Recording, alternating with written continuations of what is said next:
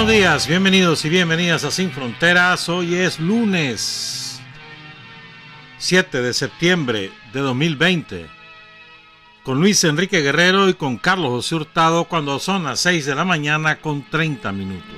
Sin Fronteras, la revista, con William Griggs Vivado, en la primerísima 91.7 y 105.3 FM. Son las 6 de la mañana con 33 minutos. Ayer estuvo de cumpleaños la mejor odontóloga que yo he conocido. Y mirá que he conocido bastantes. La doctora Lucila Rodríguez. Así que ayer estuvo con una botella de whisky, una de vodka, una de coñac, una de vino, una de ¿qué? De brandy, de todo.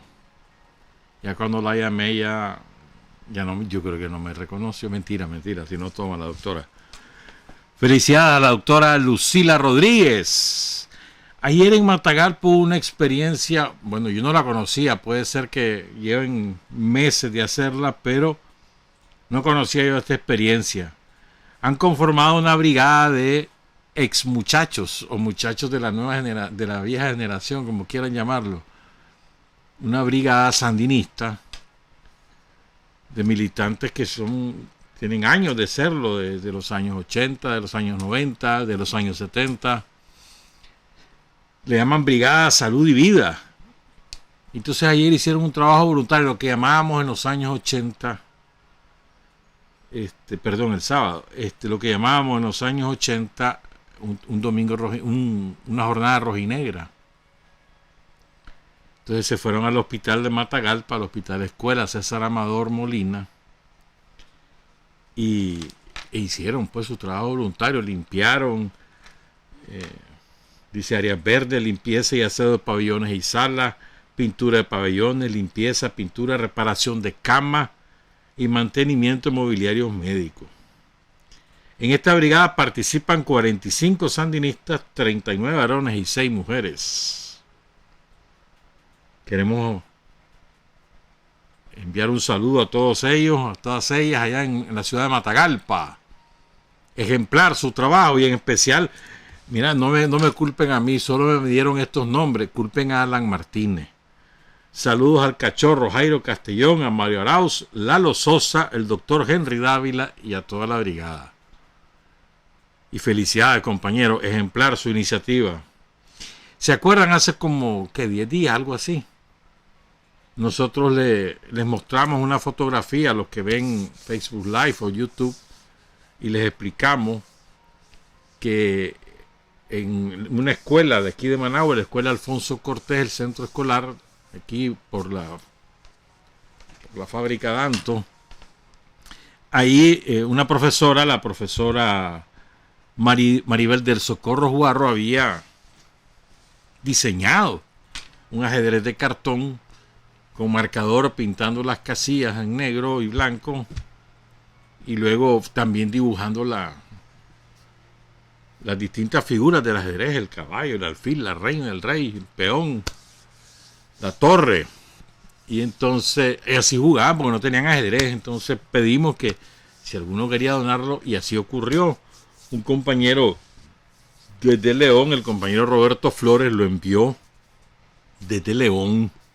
Uno que es de vidrio, esas son las primeras fotos que están viendo, digo, de cristal, perdón, parecen de cristal, no sé si es cristal o de plástico transparente, pues, pero es muy bonito.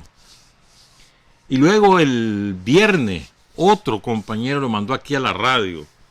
Se trata del compañero Alfredo Saúl Vallecillo. Ambos ya están en poder de la profesora Esmirna Pastrán, Esmirna de Los Ángeles Pastrán Castro, que es la directora del Centro Escolar Alfonso Cortés del Distrito 6. Entonces ella nos envió un correo en lo que nos explica que para aprovechar al máximo y que todos los estudiantes desde tercero hasta sexto lo utilicen, se han establecido horarios en coordinación con los docentes de ambos turnos matutino y vespertino.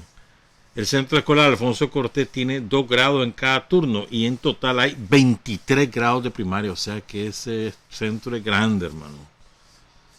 Muchas gracias entonces a Roberto Flori y Alfredo Saúl Vallecillo. Se lo agradecen los alumnos, las alumnas, los maestros y las maestras de este centro escolar y en especial la profesora Esmirna Pastrán.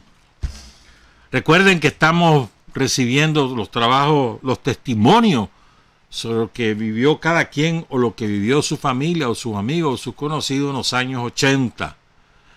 Para entre todos los que participen rifar el libro de Manuel Coronel Novoa y Memorias de una guerra olvidada. Y también tenemos 10 libros que nos envió Marcela Pérez desde Lima, Perú. La paciente impaciencia de Tomás Borges. El libro ¿cómo te dijera yo? La fuente de mayor información sobre el Frente Sandinista en sus orígenes y en sus primeros años que existe, pues la mejor fuente, que es la de Tomás, la paciente impaciencia. Y también, no sé si ya vinieron los libros de la Revolución, no se detendrán, nos habían prometido que venían el viernes, pero no sé si vinieron. En todo caso, si llegan a venir, lo vamos a estar vendiendo aquí en la radio, el libro que está escrito por 17 autores internacionalistas, muchos de ellos residentes en Nicaragua, otros residieron muchos años en Nicaragua. Son 17 ensayos sobre el proceso revolucionario desde el año 2019 hasta la fecha. El primer libro fue sobre el golpe somocista. Bueno, son las 6:40. Vamos a hablar, esta mañana les vamos a sorprender porque vamos a recuperar un texto del comandante Bayardo Arce, de allá de los años 80, con una vigencia extraordinaria, un texto ideológico, y la definición de la revolución y de su camino es sumamente interesante. Eso vamos a estar hablando en la segunda parte, junto con algunas frases de antología de algunos que hoy son traidores, renegados del sandinismo, y que eran los más radicales entre los radicales, que se las picaban de ser los más revolucionarios entre los revolucionarios. Les vamos a recordar algunas de esas frases. Pero quiero también felicitar, saludar a toda la Policía Nacional. Estuvieron de aniversario el sábado 5 de septiembre, pero su acto va a ser este miércoles, con la participación del presidente Ortega. Ese día el presidente Daniel Ortega le va a imponer el grado máximo el grado máximo que otorga la institución, que es el del comisionado general. El siguiente solo es uno, el primer comisionado, que es el jefe, que en este caso es el Francisco Javier Díaz Madrid, el comisionado Francisco Javier Díaz Madrid. Entonces los nuevos comisionados generales son una mujer y 6 varones. Carlota del Socorro Espinosa Aragón es la jefa de la División de Finanzas de la Policía Nacional. El comisionado mayor Juan Antonio Yuri Valle Olivar, el jefe del departamento de la policía en el departamento de Rivas. Tarde le llegó a Yuri, ¿verdad? Yuri es fundador de la policía, fue guerrillero, de una enorme trayectoria. Un buen compañero, Yuri Valle. Un saludo y felicidades. También a Fidel de Jesús Domingo Álvarez, Fidel Domínguez, el jefe de la policía en el departamento de León, otro gran compañero, muy eficaz en su trabajo, como lo es también Yuri Valle. Son dos plazas clave, ¿verdad? En Rivas es la primera línea del muro de contención contra el narcotráfico y el crimen organizado, ¿verdad? En el sur del país, el departamento de Rivas. También será ascendido este miércoles el jefe de la policía en el departamento de Carazo, Pedro José Rodríguez Argueta, conocido como el comisionado Argueta. Clifford Alberto Tijerino Pérez. Clifford tiene añales de estar en seguridad personal. El jefe de seguridad personal, Clifford Tijerino. Juan Antonio Valle, el jefe de la brigada de tránsito de Managua, y el comisionado Julio Sánchez, qué bueno, mano, Julio Sánchez, que es el jefe de despacho del director general de la Policía Nacional. Julio ha estado en un montón estuvo en los antimotines, me acuerdo. Ha estado en un montón de funciones en la policía, pero sobre todo todos lo conocemos por haber sido un brillante jugador de béisbol, manager de la selección mucho tiempo, manager del Boer, ahora es entrenador del Boer en la profesional. Julio Sánchez, qué bueno, mano. Julio Sánchez, Fidel, Yuri, la Carlota, en fin. Saludos y felicidades a todos ellos. En total van a ser ascendidos 1.235. Han sido ascendidos porque empezaron a imponer los ascensos sábado, domingo y hoy todavía continúan. De los cuales 449 mujeres y 786 varones. 18 comisionados mayor, 63 comisionados, 143 subcomisionados, 286 capitanes, 337 tenientes, 388 inspectores. El sábado fue en la Dirección de Operaciones Especiales, los antimotines. Ahí ascendieron a 166, 42 mujeres y 124 hombres, 2 al grado de comisionado mayor, 1 comisionado, 5 subcomisionados, 6 capitanes, 6 tenientes, 24 inspectores, 6 subinspectores, 32 suboficiales mayores y 84 suboficiales. La brigada antimotines que tiene un trabajo tan delicado, tan difícil. En el Hospital Huembe, en el Complejo Faustino Ruiz, ahí fueron un montón, 554 oficiales, ahí les impusieron su nuevo grado, incluyendo a 155 mujeres en Matagalpa, hubo ceremonia ayer en León, también en Chontales, no sé en qué otros lados, a ver, qué vi, en Nueva Guinea estuvo ahí, hubo también, en Estelí creo que también fue ayer. Felicidades a todos, es un día muy importante para todos los policías, cuando reciben su ascenso es un día muy importante que no olvidan, marcan esa fecha, les queda grabada, sobre todo cuando ya bajan un grado de escalón superior, ahí es sumamente importante para todos ellos. Felicidades a todos y a todas. Creo que, fíjense que la Policía Nacional es, digamos, probablemente el trabajo más difícil que hay. Más difícil, más complejo. Que está sometido al escrutinio público día y noche.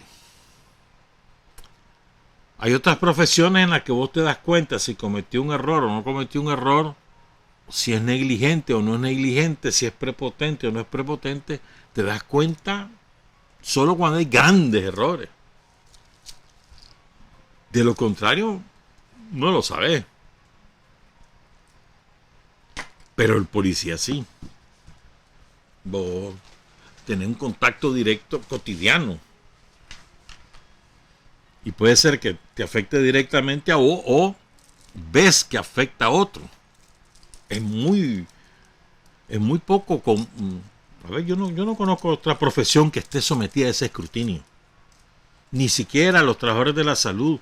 Porque tenés que acudir al centro de salud o al hospital para darte cuenta cómo son. En cambio, el policía lo hallas en la calle. Entonces, este es un aspecto importante porque a veces sobresalen más nuestras quejas sobre cómo te trató, dejó de tratarte, cómo atendió o no atendió tu denuncia. Nos fijamos más en eso que en la eficacia. Cuando realmente, o sea, si vos balanceás, vos tenés que tener una policía sumamente eficaz en la persecución de los grandes delitos, del robo mayor, de un secuestro, de las bandas de asaltantes, de los crímenes. Bueno, es una eficacia que se ha incrementado en los últimos 2 años, además, a nivel de primer mundo, hermano, en eficacia, pues. Investigación, esclarecimiento, determinación de los responsables y captura para después someterlos a la autoridad judicial. Y me parece que en eso es notorio el avance que ha habido, pues, en la capacidad de investigación que tiene la Policía Nacional de los crímenes violentos, sangrientos, de sangre. Es espectacular ese avance, pues. La calidad del laboratorio criminalístico que hay en el país es de primer orden. pero también tiene su deficiencia, como toda institución. Lo que pasa es que, yo repito, es más fácil ver la deficiencia de la policía que ver la deficiencia de los periodistas. O la deficiencia de los ingenieros, de los arquitectos, de los abogados. Es mucho mucho más expuesto está el policía que todas las demás profesiones. Por eso digo yo, hay que ser más cautelosos a la hora de balancear, ¿verdad? Porque no es chiche ser policía, hermano, no es chiche. Entonces ahora vos ves con frecuencia cómo la delincuencia utiliza las redes sociales para aparecer como víctima. Y te aparecen publicaciones en las redes sociales: este policía me maltrató y no sé qué, y es un ladrón. O si no, gente que oculta lo que hizo antes para que el policía reaccionara de esa manera. Lo insultó, lo abofeteó, lo escupió. Eso no lo dicen. Solo dicen: mira, me trataban, me tenían preso por puro gusto, solamente por reclamé mi derecho. No, espérate, no es que reclamaste tu derecho, es la manera como lo hiciste, ¿verdad? Eso no oculta que evidentemente hay deficiencias. ¿Sí? Todo cuerpo formado por ser humano tiene deficiencias. Aún los que son de computadora las tienen, no va a tener ¿no? Lo cual no significa minimizar la falla, pero sí hay que relativizarla, que es diferente. Yo, por lo menos, en mi opinión, pues creo que hay dos áreas en las que la Policía Nacional debe hacer un esfuerzo mayor por mejorar. La primera área es la denuncia por maltrato que interponen las mujeres, o todos los casos relativos a la vida matrimonial, familiar. Creo que ahí hace falta mayor rigor. Me constan algunos casos que me parece que ha habido deficiencia y negligencia de oficiales que atienden estos casos. Los minimizan, incluso mujeres oficiales que ni mente le ponen. Por eso es tan importante que hayan reactivado las comisarías de la mujer. Esto va probablemente a incrementar la eficacia y la calidad de la atención hacia las denuncias de las mujeres, pero lo normal hasta ahora ha sido bastante, en los últimos años ha sido muy negligente. Pues creo que ahí hay que mejorar sustancialmente. Y la otra es la denuncia de los delitos menores. Yo siempre he insistido en esto, siempre. Me acuerdo que hace como 10 años el presidente Ortega, al hacer el balance de uno de los aniversarios de la policía, creo que fue en el 30 aniversario de la policía, me parece a mí, o en el 30 o en el 35, entonces se le presenta el informe, y en el informe creo que era el 85% de las denuncias que conoce la Policía Nacional son referidas a delitos menores, y es donde menor tasa de esclarecimiento hay. Los delitos mayores tienen como un 90-95% de eficacia en la solución, pero los delitos menores es de mucho menor índice de solución. Claro, tiene que ver que, es mucho más difícil. Por ejemplo, un carterista en un autobús, el pasajero se da cuenta probablemente que le robaron la cartera o los reales o el celular tarde. Entonces, hasta que ya bajó del autobús o hasta que se lo buscó y el piche ya salió. ¿Quién era? ¿Cómo sabe? Entonces es muy difícil. O si no, todos esos robos que hay en las noches, ¿no? En las casas. Ahora es más común ver las cámaras de vigilancia que han instalado los vecinos, y entonces eso ayuda mucho a esclarecer y a identificar al autor. Pero quien no tiene, la mayoría no tiene esas cámaras, pues. Entonces es complicado.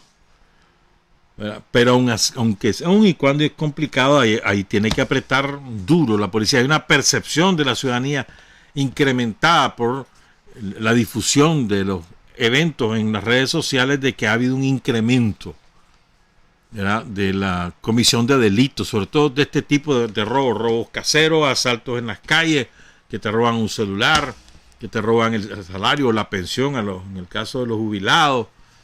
Hay una percepción ciudadana de que hay un incremento de la actividad delictiva, que puede ser o no ajustada a la realidad, pero que es la percepción. Y recordemos que es muy importante la percepción, aun y cuando no se contraste con los hechos cuantificados. No sé si me explico, pues. Puede ser de que no sea realidad, pero lo que yo percibo es que es así, tal vez porque me afecta a mí, o porque he visto que otros han sido víctimas, o porque lo he leído en los medios o en las redes sociales. Entonces, es importante también relativizar esto. ¿Hay o no hay un incremento de la actividad delictiva? Eso lo tienen que demostrar las cifras. También es cierto que hay una comisión de delitos que nunca se denuncia. Sí, me robaron, pero que voy a perder el tiempo de la policía, porque se pierde el tiempo. Esto es cierto.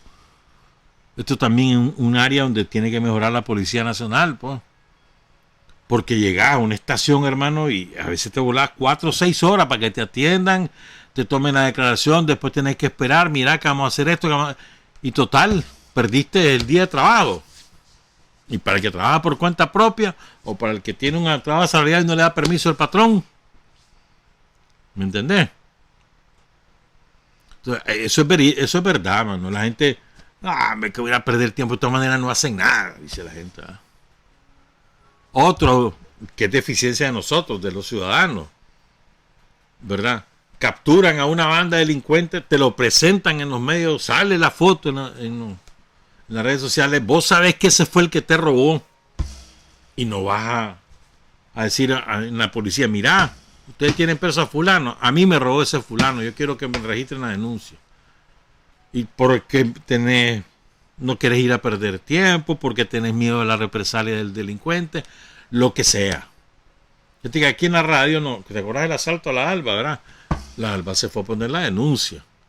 Y ahí ha estado pendiente, ya está el caso en los juzgados de familia, porque es menor de edad el ladrón, identificado plenamente.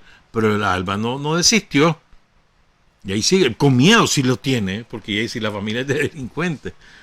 La mamá estaba presa por droga, la tía también, un relajo eso. Pero no ha desistido, eso es ejemplar, esa es una actitud ejemplar. Pero no siempre tenemos entre nosotros esas actitudes, por las razones que sea, porque no tenemos tiempo, porque no confiamos, o porque me da miedo, lo que sea. Entonces la acción policial tiene que estar acompañada de la denuncia ciudadana. O sea, si la policía te echa preso al delincuente y vos sabés que ese fue el que me robó, o ese fue el que me asaltó, ese fue el que me golpeó, ese fue el que me quiso abusar, lo que sea, vos tenés que seguir el proceso para que sea juzgado y quede preso. El otro aspecto que la gente ha estado diciendo es que el resultado o esa percepción de que hay un incremento de la comisión de delitos comunes es fruto de la decisión del presidente Ortega de poner en libertad anticipadamente a muchos reos que han sido previamente condenados, y les dan libertad condicional o casa por cárcel, pues. El régimen de detención domiciliaria creo que se llama. Y es verdad que han capturado a muchos que han reincidido, eso es verdad. Eso es verdad. O sea, no podés, aparte la vista ante esos eventos, ni cubrir el sol con un dedo, mentira, pues. Ha habido casos de reincidencia, pero fíjense, ¿cuántos habrán sido puestos en libertad? Unos 2.000, pues 3.000, ponerle, en los últimos 2 años. ¿Cuántos han reincidido? Habrán sido 100, pues 200. Porcentualmente es mínimo. Porcentualmente. Entonces no podés atribuir a la política de indulto el incremento supuesto real, que no lo tengo claro en términos estadísticos, de la comisión de delitos. No es cierto que es por esa razón. Hay otros factores. Hay una crisis económica en el país, fruto de la intentona somocista y de la pandemia. Eso a muchos los empuja a la comisión de delitos. Esto es una realidad. Eso es así, ¿verdad? También hay otro factor. Fíjense, en la comisión de delito hay mucho picadito y drogo que asaltan y roban para comprar su vicio, para consumir su vicio. Huele pega, cocainómano, marihuanero, picado. En todos los barrios hay, no me digas que no. En todos los barrios hay. Y esos son los necios, y voy a saber, mano, que si... Y sobre todo cuando están en pandilla y vas solo y te ven que venís del trabajo o que vas para el trabajo y te dice, mira, y si no lo haces te pueden golpear o simplemente te roban, ¿verdad? Es verdad, o sea, fuente de muchos delitos son este tipo de personas que abundan en los barrios, no me digas que no. Hay zonas rojas, hermano, que ya sabes, ahí está el grupo de picado, hermano, por ahí no paso. O de gente que está consumiendo droga, oliendo pega. El otro día había 3 huele pega. Qué triste, boja. No tendrían 25 años ninguno de los 3. Pero totalmente perdido. Con la pega. ¿Qué cuesta la pega? 10 pesos cuesta. Vos que sos. ¿No? 10 pesos cuesta. Yeah. ¿Cómo destruye?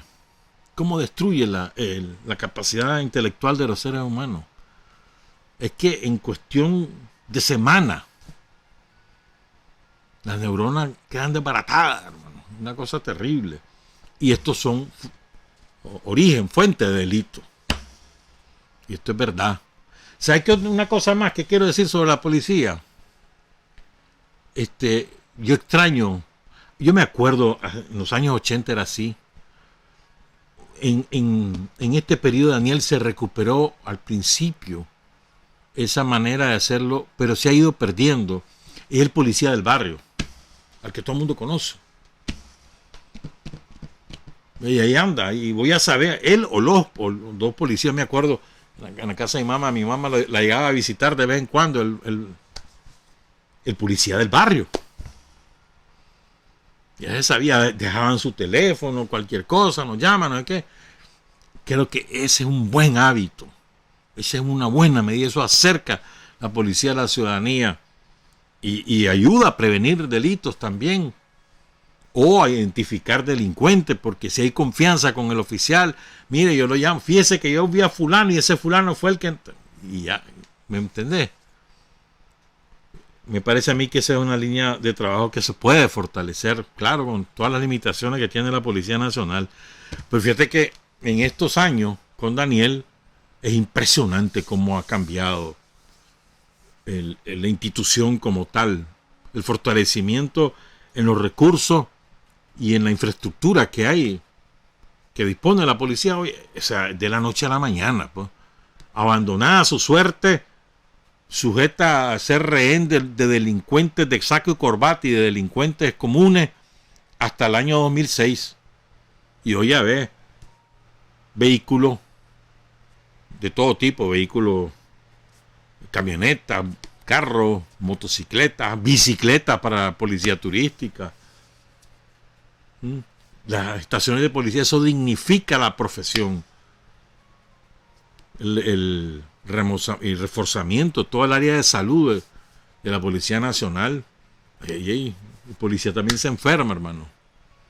Tiene que tener garantizado que lo van a atender y que lo van a curar, si se puede, ¿verdad? Si no, que lo van a atender y por lo menos a sentir menos dolor, etcétera, pues. La pensión del policía está impresionante. Toda la parte institucional ha mejorado radicalmente en la institución policial. Pero bueno, como te digo, como está sometida al escrutinio público, todo el mundo está con lupa viendo a ver qué hace y qué deja de hacer la policía, ¿me entiendes? Porque tiene que ver con nuestra vida cotidiana. El policía, el agente de tránsito, tiene que ver, si vos lo ves en la calle, que si da vía, que si lo hace bien, que si lo hace mal, que mira que cómo anda, que no sé qué. O cuando te paran, a veces, eso es verdad, pues.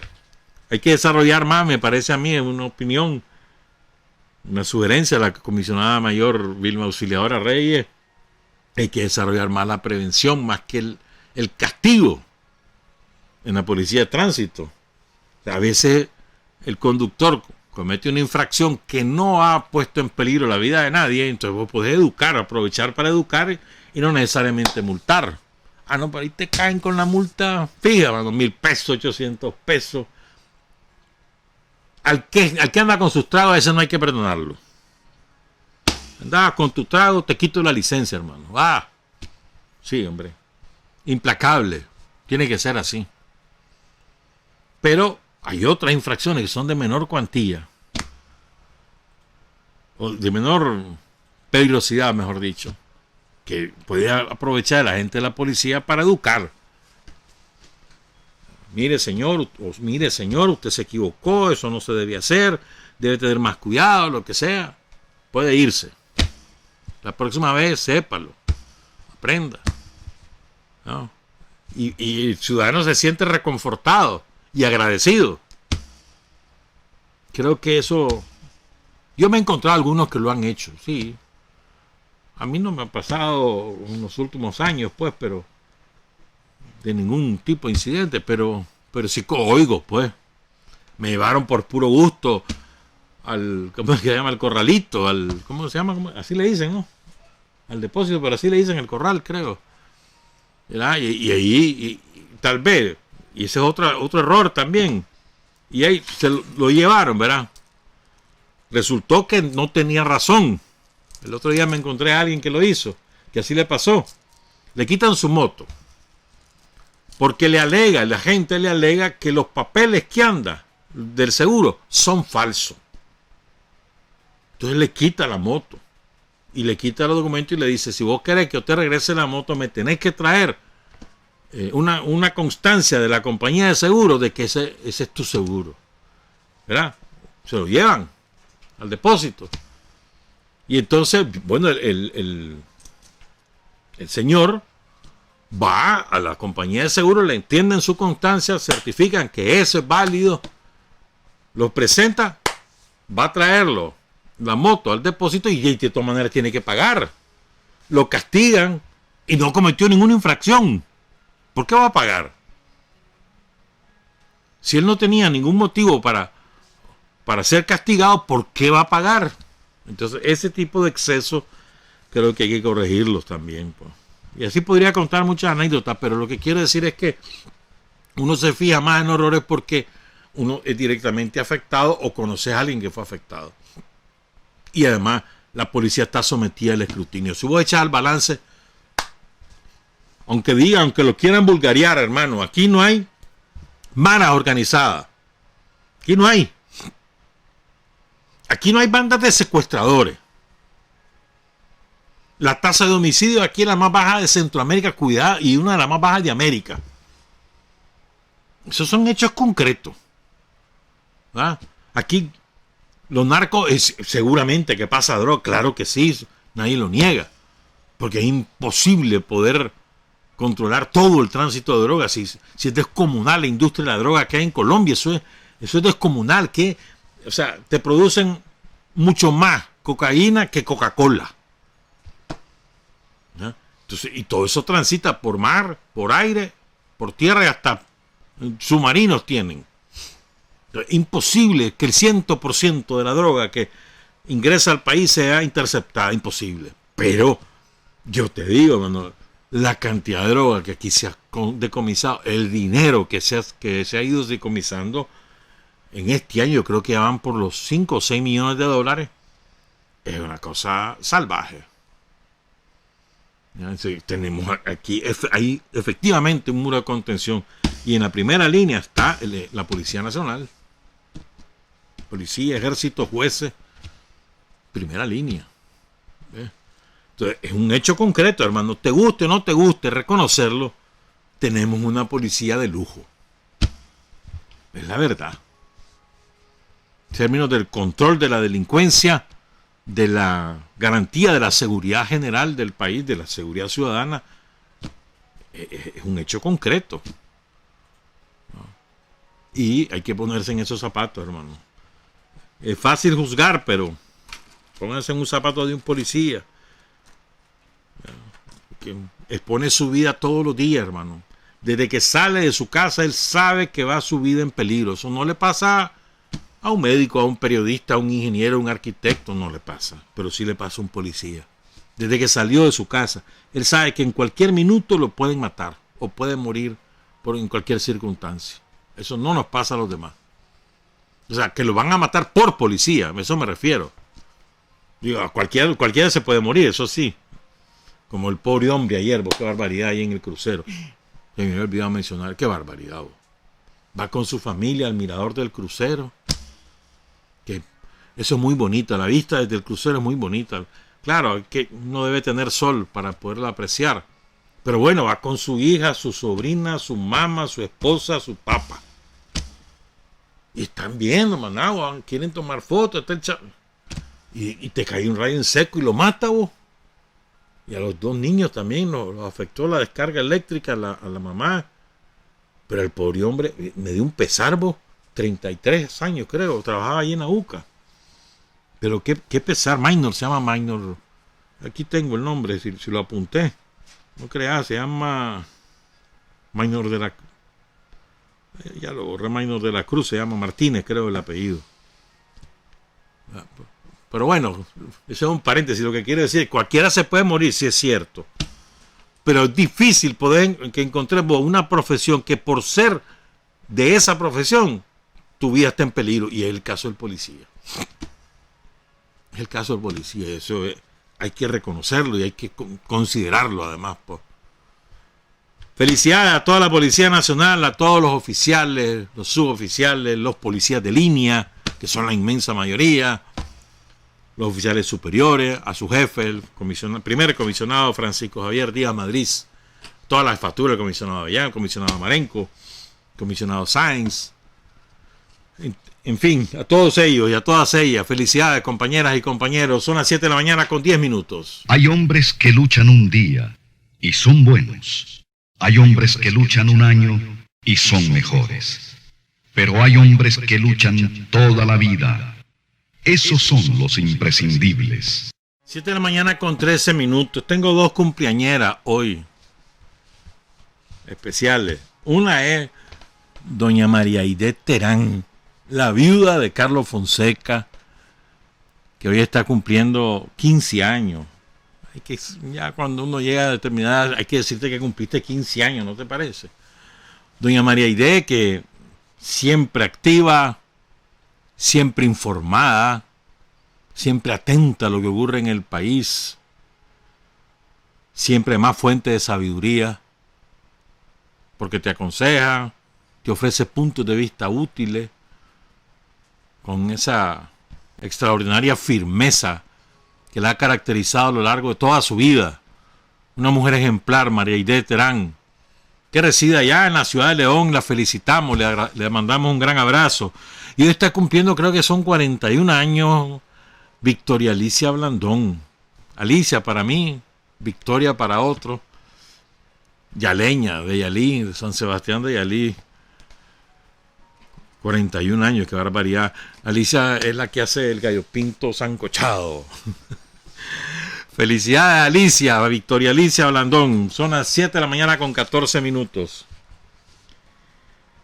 Uno se encuentra unas cosas, ¿verdad?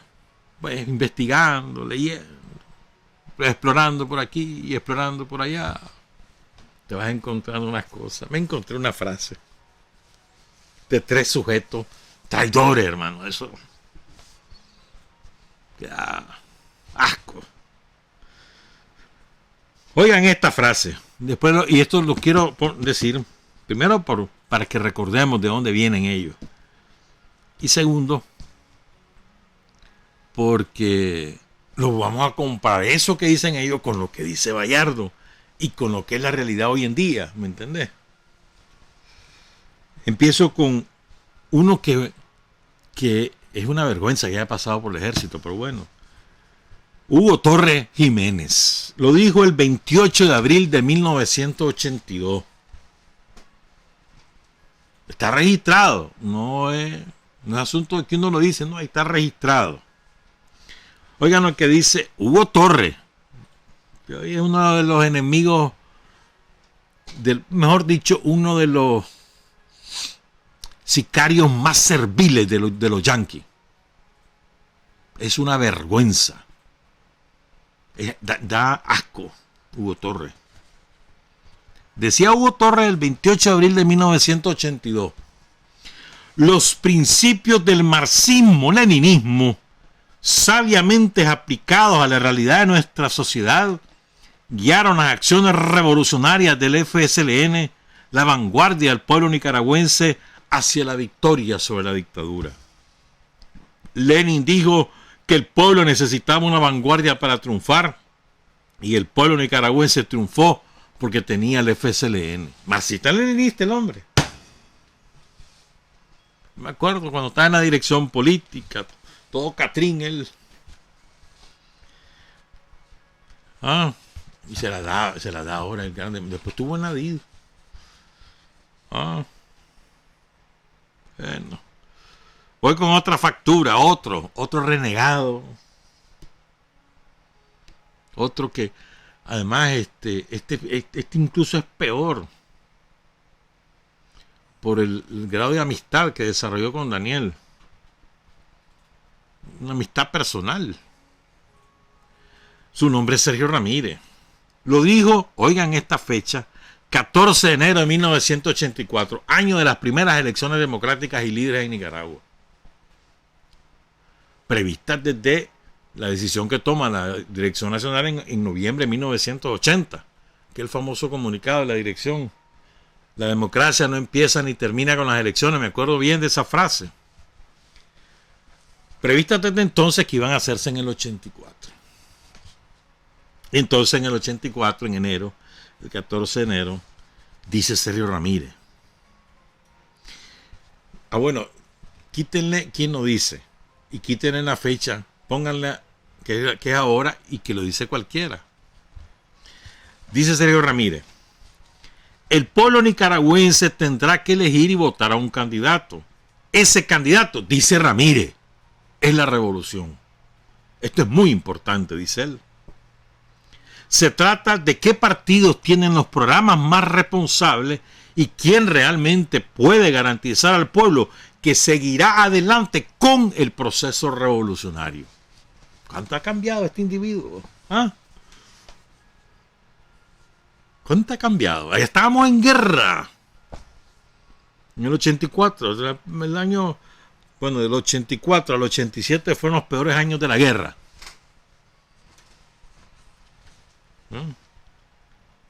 El candidato es la revolución, decía Sergio Ramírez. Y hay que votar por el partido que garantice la continuidad de la revolución, decía Sergio Ramírez en el 84. Hoy dice que lo que hay que garantizar es que gane el que Estados Unidos decida. Será traidor este desgraciado. Y él dejé por último a este personaje que se las pica de ideólogo. Él se cree ideólogo, historiador, estratega. Bueno, ahí dejémoslo.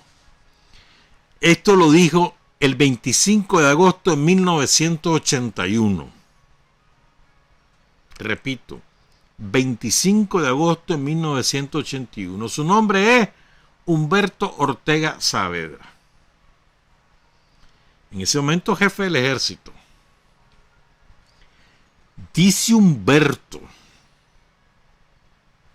seguramente ahora le da vergüenza que se lo recuerden, dice: el marxismo-leninismo es la doctrina científica que guía nuestra revolución, el instrumento de análisis de nuestra vanguardia para comprender el proceso histórico y crear la revolución. Sin el sandinismo no podemos ser marxistas-leninistas, y el sandinismo sin marxismo-leninismo no puede ser revolucionario.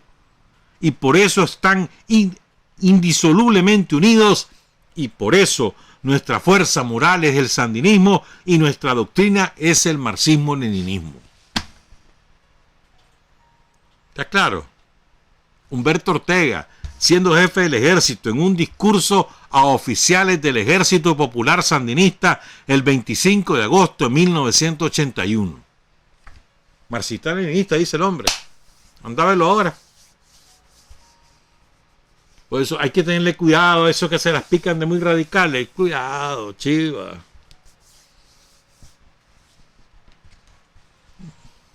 Otra frase de Humberto. Por supuesto, dice Humberto, que no nos avergüenza estar ayudando a El Salvador. Nos gustaría ayudar a todas las revoluciones. Y hoy se avergüenza de eso. Hoy dice que eso fue un error, haber ayudado, no sé cuánto.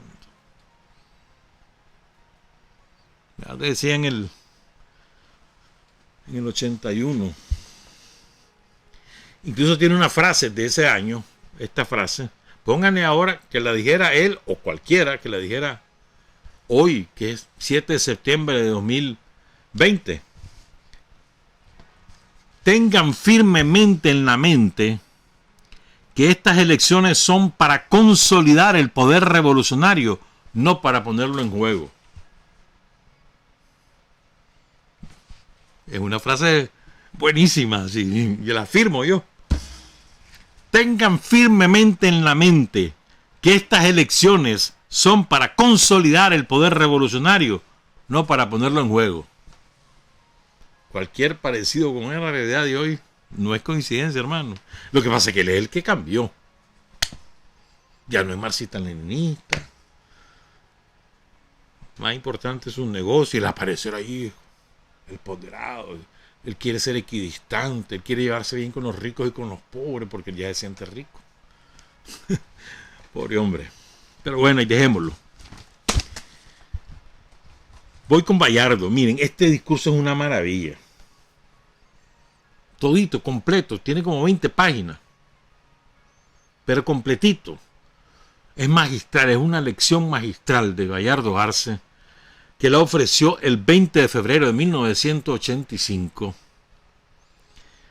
en la clausura del primer Congreso Latinoamericano sobre el Pensamiento Antiimperialista. Ya el Frente había ganado las elecciones del 84, ya Estados Unidos había arrasado con el pueblo de Grenada y ya Reagan había soltado mucho más reales para la contrarrevolución. Estaba una ofensiva salvaje en el país de estos criminales.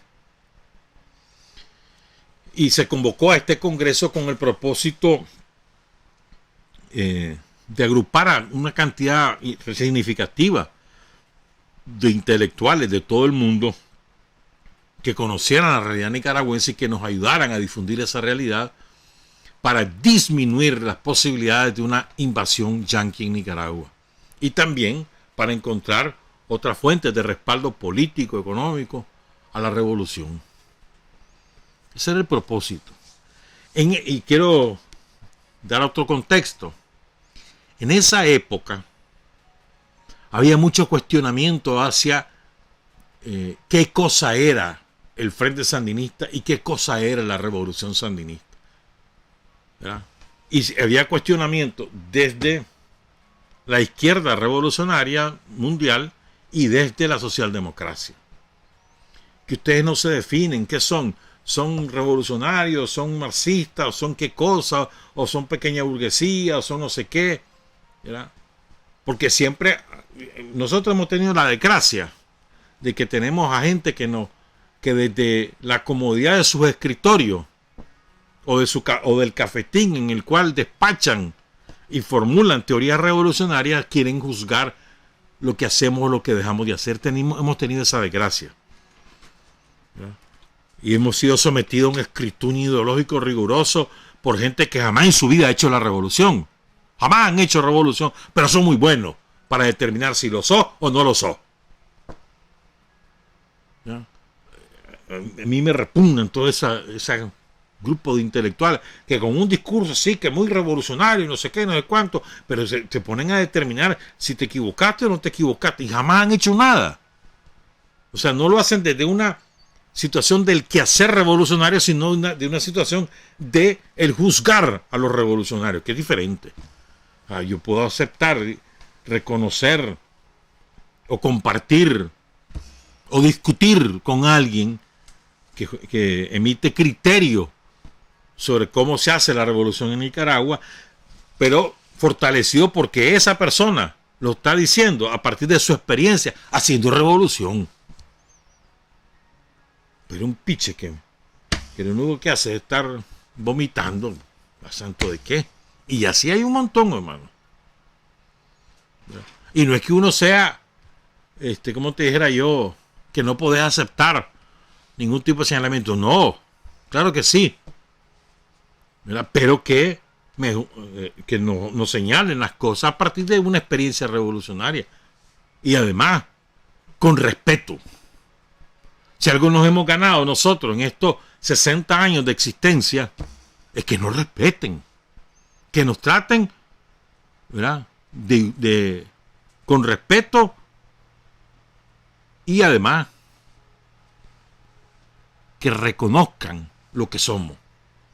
Pero no, ¿por qué te vas a someter vos? Y ahí que vengan de juzgadores, de inquisidores, no, hermano. ¿Santo de qué? ¿Santo de qué? Si el Frente Sandinista, y lo tenemos que decir con todas sus letras, es uno de los partidos políticos más importantes de América. Al nivel del Partido Comunista de Cuba, sí señor. A ese nivel de importancia. Y más importante que cualquiera de los partidos mexicanos o de cualquiera de otros de los países de Sudamérica o de Centroamérica. Incluso nosotros tenemos mucha mayor experiencia y mayor fortaleza organizativa que el Partido Socialista Unido de Venezuela. Pero estamos al mismo nivel del cubano. Sí, señor. Y nos tienen que respetar, hermano. Pero además, uno de los cuestionamientos que vos escuchás con mucha frecuencia es si los sandinistas de hoy son los mismos sandinistas de los 80, los mismos sandinistas de los 60. Primera aclaración, la realidad de hoy no es la misma de los 80, no es la misma de los 60. Primera aclaración, los seres humanos que hoy participamos en la revolución no somos los mismos de los 80 ni de los 60. ¿Estamos claros? Ni la realidad, ni los seres humanos somos los mismos. ¿Ya? Pero la esencia de la revolución está intacta, hermano, intacta, y te lo voy a probar. ¿Verdad? Quiero compartir este discurso, la esencia de este discurso. O sea, Bayardo es muy estudioso. Cuando lo ponen a hacer una tarea, ese hombre estudia. Y estudia a fondo. Investiga, lee, discute, pregunta, llama. Entonces se metió a investigar en la historia, a hurgar en historia de Estados Unidos y de cómo diseña su política exterior. Y la primera parte de ese discurso es sobre eso, es excelente. En aquel momento, cómo ubicó las razones del cambio de la política exterior norteamericana, a qué obedecía, quiénes la protagonizaban. Y vos lees eso y observar lo que hoy hace Trump, y es que Trump es un heredero directo de aquel diseño de política exterior e incluso de política interior que hizo todo el grupo que respaldó y que llevó al poder a Reagan y a Bush. Es impresionante. Es impresionante. ¿Verdad? O sea, como hay una hilo conductor, ¿verdad?, entre Trump y aquello. Entonces, te di el contexto de cómo éramos juzgados, ¿verdad? Entonces y ahora, ¿verdad? Y entonces Bayardo trata de responder a eso con firmeza, con ecuanimidad, pero sobre todas las cosas con precisión. Este es un discurso ideológico. Voy a ir leyendo y comentando. Esto es largo, ¿viste? Pero vamos a intentar hacerlo lo más rápido posible. Dice Bayardo: nuestro proceso debe ser considerado como un intento de asimilar las experiencias históricas de la humanidad para conseguir las transformaciones sociales y la democracia simultáneamente. Oigan esto: conseguir las transformaciones sociales y la democracia simultáneamente, aprendiendo de los errores y de los éxitos de la memoria colectiva de los pueblos que nos han legado como su gran herencia. Aprendiendo lo demás, consiguiendo transformaciones sociales y democracia. Entonces, ¿está o no está vigente? Dice Bayardo, consideramos que los principios y los valores que sustenta la revolución sandinista coinciden con los valores fundamentales que defienden los pueblos de América Latina y del tercer mundo. Al mismo tiempo, estamos seguros que estos valores y principios coinciden con aquellos valores más profundos y humanos de la democracia occidental, representada por las corrientes más progresistas de Europa y sectores de Estados Unidos. Es indudable también que la experiencia de los pueblos que optaron por el socialismo, con sus múltiples experiencias de revoluciones populares en el mundo, han contribuido también en este largo proceso que modela las características propias del pueblo de Sandino. Es decir, aquí Bayardo lo que te está diciendo, nosotros hemos tratado de ser una síntesis de todo lo bueno que hay en las democracias occidentales, de su corriente más progresista y de sus valores fundamentales, profundos, de los procesos revolucionarios socialistas y de los procesos de lucha de los pueblos de América Latina y del tercer mundo. Una síntesis. Hemos intentado hacerla para, desde nuestra propia experiencia, formular nuestro proyecto político ideológico. Este proyecto, dice Bayardo, intenta resumir y materializar en la realidad nicaragüense,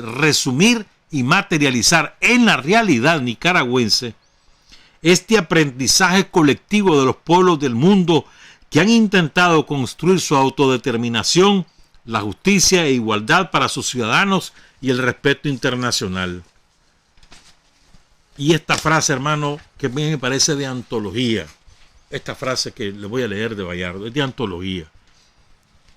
Es la lógica de las mayorías, esta lógica popular en una sociedad extraordinariamente subdesarrollada, la que define las prioridades y el ritmo de un proceso que solo se puede entender desde su raíz popular. Esta es una frase, hermano, salvaje. Lo que define las prioridades, dice Bayardo, es la lógica de las mayorías. Es decir, los intereses de las mayorías. Y eso define el ritmo también. ¿A qué ritmo vamos? De acuerdo a la lógica de las mayorías. ¿Qué priorizamos? En la lógica de las mayorías. O sea, esto es genial. Y además, hay que entender el proceso revolucionario nicaragüense desde su raíz popular, desde la raíz, desde las entrañas del pueblo. Desde ahí hay que entenderlo. La revolución sandinista no pretende de ninguna manera ser original, pero sí pretende haber aprendido de las experiencias vividas por otros pueblos en su transformación social.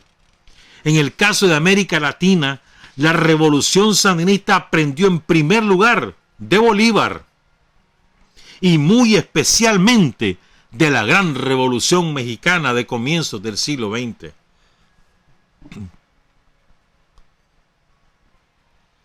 No es por lo tanto una casualidad si Sandino sale de México para dar inicio a los primeros pasos decisivos de la revolución nicaragüense. Hemos más cercanamente aprendido de Cuba, una revolución acosada y bloqueada desde su inicio, amenazada e intervenida. Aprendimos del aislamiento que tuvo que padecer Cuba y que lo sigue padeciendo. También la revolución sandinista aprendió del modelo chileno de Allende, que intentó evitar los costos del boicot y el aislamiento cubano, realizando transformaciones sociales basadas en los procesos electorales y parlamentarios de la democracia occidental. La violencia militarista de los lacayos internos del imperio y el boicot económico y político que se estableció sobre Chile dieron al traste con un proceso que había levantado grandes expectativas en los pueblos de América Latina y del tercer mundo. La revolución popular sandinista aprende de los procesos nacionalistas de la Panamá torrijista, del Perú de Velasco Alvarado, enfrentados también por la política imperial como una amenaza para sus intereses. La revolución popular sandinista pretende haber asumido estas experiencias latinoamericanas, pretende también haber aprendido de las experiencias vividas por otros pueblos que en otras partes del mundo, sobre todo del tercer mundo, se enfrentan a la tarea histórica de ganar su independencia real y a la creación de una sociedad nueva. El sandinismo considera hoy que se pueden realizar transformaciones socioeconómicas y políticas profundas al mismo tiempo que se crean procesos democráticos profundos con una clara hegemonía popular. Esta es otra frase de antología.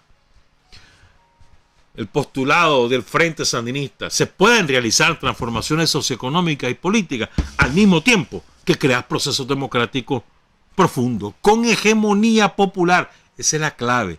Hegemonía popular. ¿Qué es lo que no entienden algunos? Que se las pican de muy demócratas y que ellos son puros y no sé qué cosa.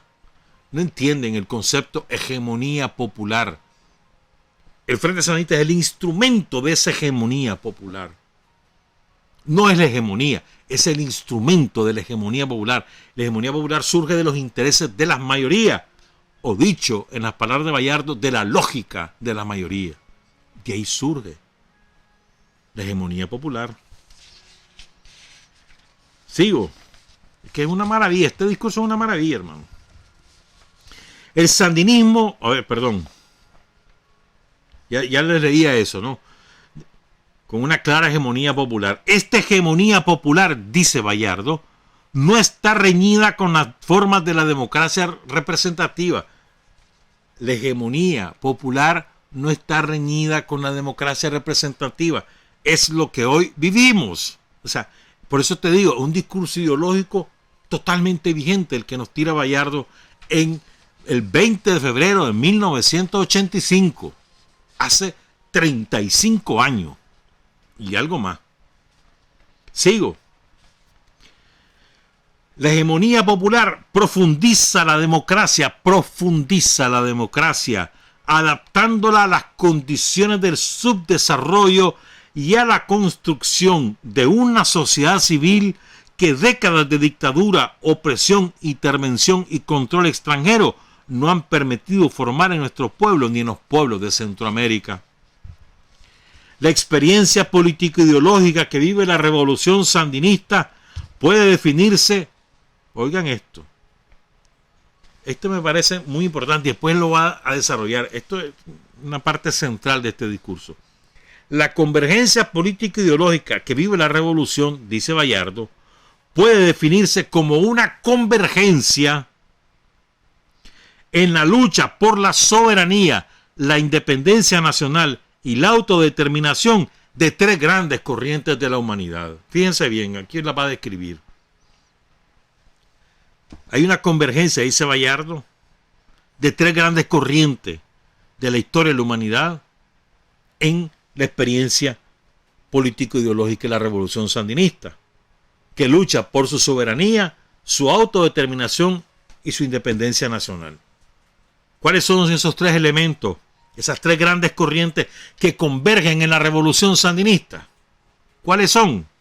Uno, el nacionalismo, dice Bayardo.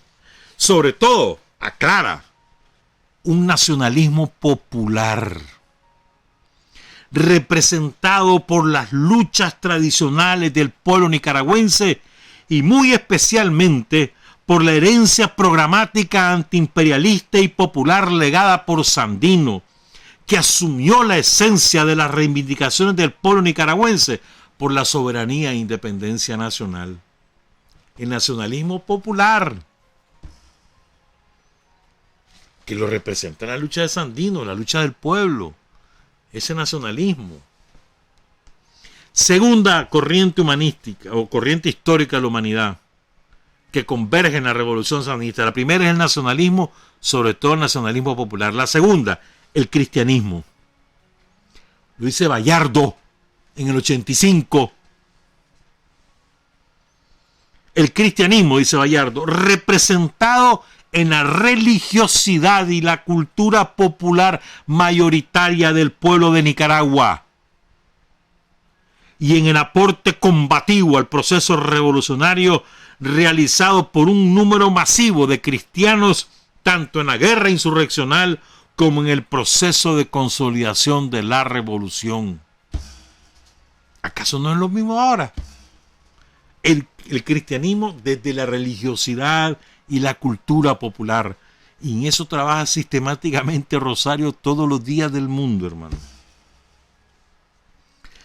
La tercera corriente histórica de la humanidad que converge en la revolución sandinista, repetimos, nacionalismo popular, cristianismo desde la religiosidad popular y el marxismo y las experiencias revolucionarias de otros pueblos recogidas por el Frente Sandinista en el transcurso de su lucha contra la dictadura.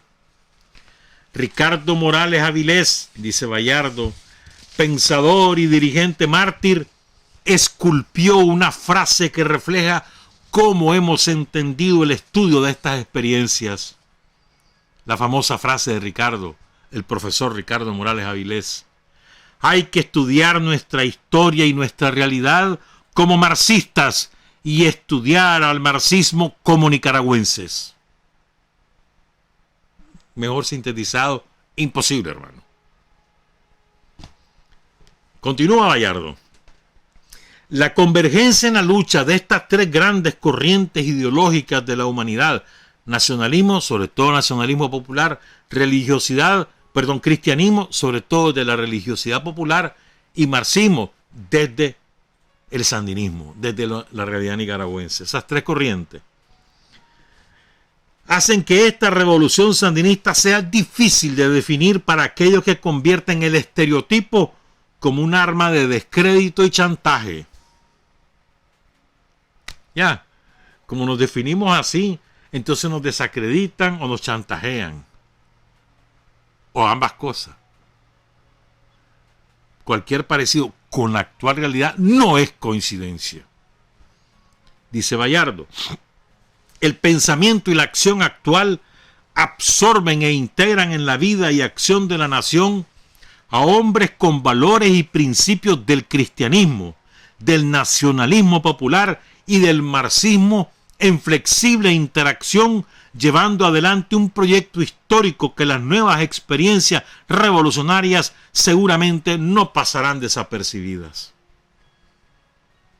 Esto puede parecer heterodoxo para algunos, blasfemo para otros y táctico para los cortos de vista. Mira cómo es de verdad lo que dice Bayardo, que 35 años después eso sigue es vigente, no solo vigente, sino puesto en práctica en la revolución con los 3 periodos de gobierno de Daniel desde 2007.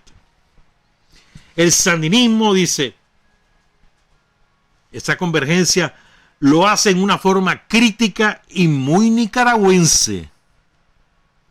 Trata de evitar la ideologización de las ideologías. Este es otro concepto grueso, porque la historia enseña que la ideologización de las ideologías lleva al dogmatismo y a los que te dicen, a los que te dan receta. Si vos querés ser esto, tenés que hacer esto, más esto, más esto. Si no lo haces, no sos esto. Por favor. Esto me encanta, ¿ves? Es que todo el discurso es salvaje.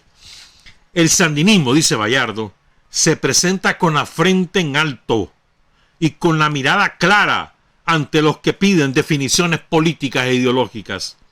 Son más de 50 años de sandinismo y más de 5 años de revolución sandinista para que se nos siga pidiendo que digamos lo que somos y lo que pensamos. La revolución sandinista recupera simultáneamente la revolución social y económica, a la vez que la democracia dentro de un marco más profundo de democracia participativa.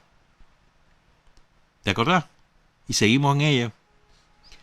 ante la amenaza de un monroísmo internacional, es decir, la política exterior yanqui, América para los americanos, ante la amenaza de la política de la fuerza y la diplomacia del garrote, la revolución sandinista contrapone esta realidad política, ideológica, flexible y original que nos permite enfrentar y considerar el futuro superando los esquemas para aprender continuamente de la memoria colectiva de los pueblos de la humanidad, esforzándonos por interpretar y transformar la historia de nuestro pueblo.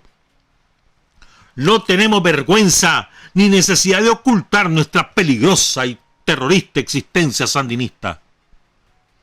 Nos sentimos orgullosos de ella y la proclamamos ante el mundo porque consideramos que los explotados de esta tierra, los hombres de buena voluntad, los que quieren construir un futuro de paz y hermandad mundial, no tienen nada que temer de nosotros, sino más bien estrechar nuestra mano amiga para contribuir a construir a una humanidad de paz y justicia. Quisiéramos ilustrar, dice Bayardo, oigan este párrafo, quisiéramos ilustrar este aspecto controversial de nuestras relaciones internacionales con lo que una vez dijimos de nuestras relaciones con Cuba. Y es cierto, Bayardo lo había dicho creo que en el 80, esto que voy a leer. Dice Bayardo, afirmamos categóricamente que somos los nicaragüenses quienes determinamos de manera soberana quiénes son nuestros amigos. Y afirmamos que Cuba ocupa un lugar privilegiado entre nuestros amigos. Podría incluso presentarse el caso que nuestro gobierno no estimara necesario tanta cooperación de Cuba. Podría incluso reducirse e incluso eliminarse, pero nunca y jamás podría reducirse la amistad con el pueblo de Cuba, con su gobierno, con su partido. Se nos podría ofrecer incluso todo el oro de Wall Street a cambio de que cesemos la amistad con Cuba, y respondemos que nuestra amistad no tiene precio y no es negociable. ¿Sigue vigente esto o no? 35 años después, que iba a Cuba, jodido. Para nosotros, dice Bayardo, mantener esta posición de autodeterminación e independencia es extraordinariamente costosa. Incluso países amigos presionan a Nicaragua para que sea más acomodaticia a este respecto, que reniegue de sus amigos y de su identidad ideológica. Esas eran las presiones de la época. Nicaragua mantiene que este es un problema de principios y que aquí se está jugando mucho el futuro de nuestros pueblos. A partir de la identidad de la revolución sandinista debe entenderse entonces por qué nuestro lema es patria libre o morir. Así cerró Bayardo. Incluso él en algún momento de su discurso habla de cómo entiende la revolución el contexto regional centroamericano.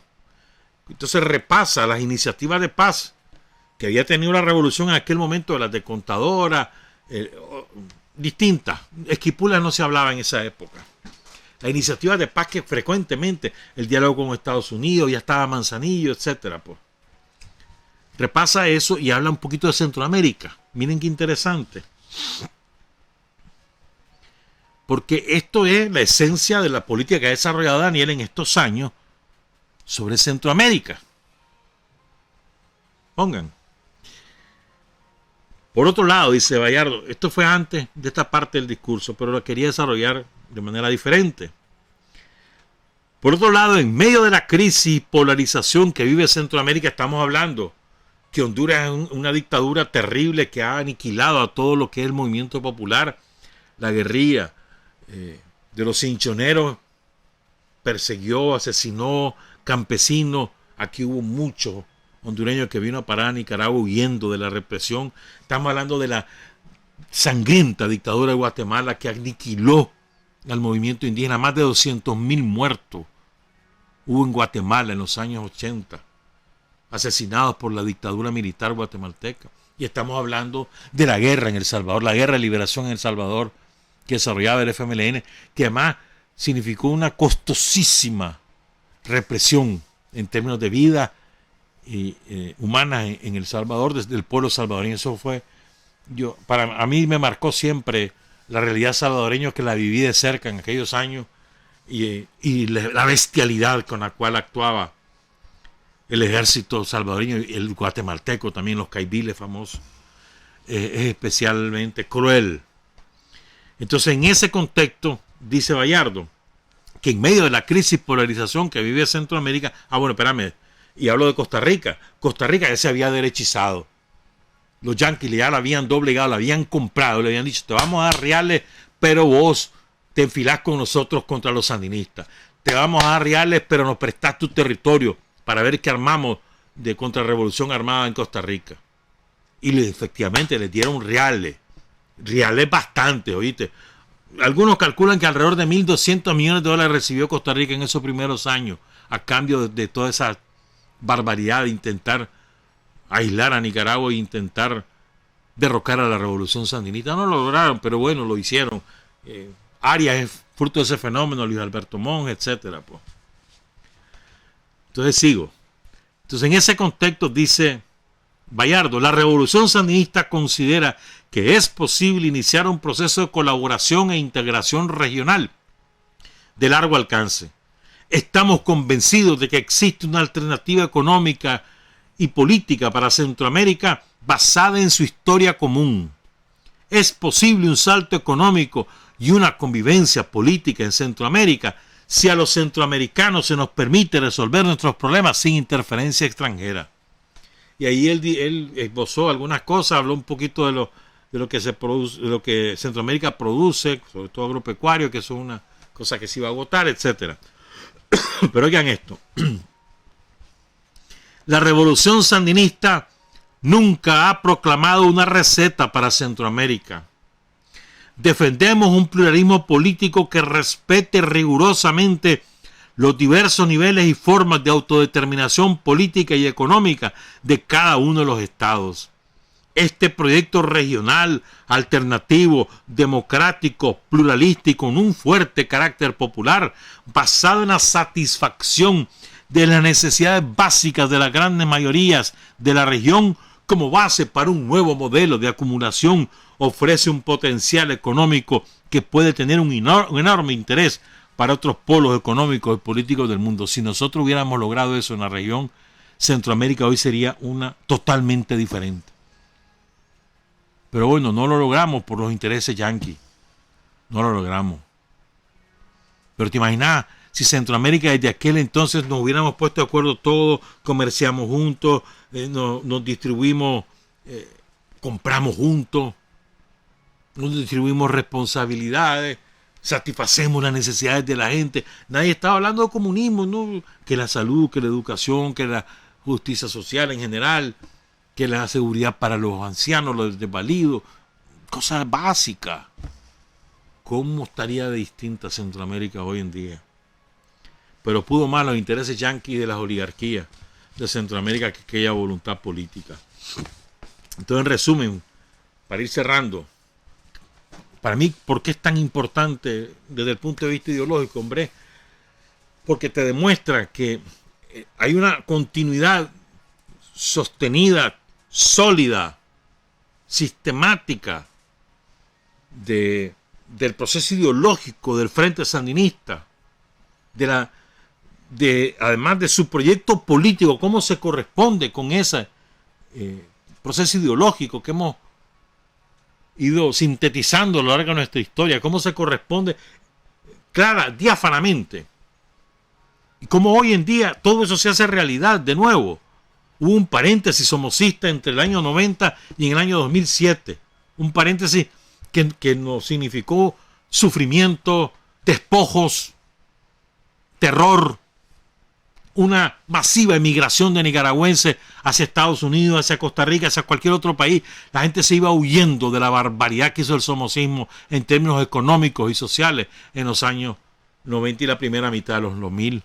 Si antes se huía no solamente de esos dos factores, sino también del terror militar de la dictadura, en los años 90 el terror se impuso por la vía de la asfixia económica y de la confiscación de los derechos sociales, y la gente huyó miles, decenas de miles, centenares de miles de nicaragüenses huyeron de aquella época somocista, ¿verdad? Hubo ese paréntesis somocista, pero en estos 13 años ha habido una continuidad sostenida, sistemática, consolidada desde esas razones ideológicas que han inspirado la revolución sandinista como síntesis, como convergencia de esas corrientes de la humanidad que decía Bayardo, y enriqueciéndola con nuestra propia experiencia histórica. Nosotros tenemos mucha experiencia, que empieza con Celedón, continúa con Sandino, Rigoberto, Carlos Fonseca y la fundación del Frente Sandinista, las luchas guerrilleras en todas sus etapas durante los años 60, las insurrecciones de los años 70, los golpes espectaculares, la toma de la casa de Chema Castillo, el asalto al Palacio Nacional, el triunfo de la revolución, las insurrecciones populares de septiembre y de julio, o la de abril en Estelí, o la de los niños en Matagalpa.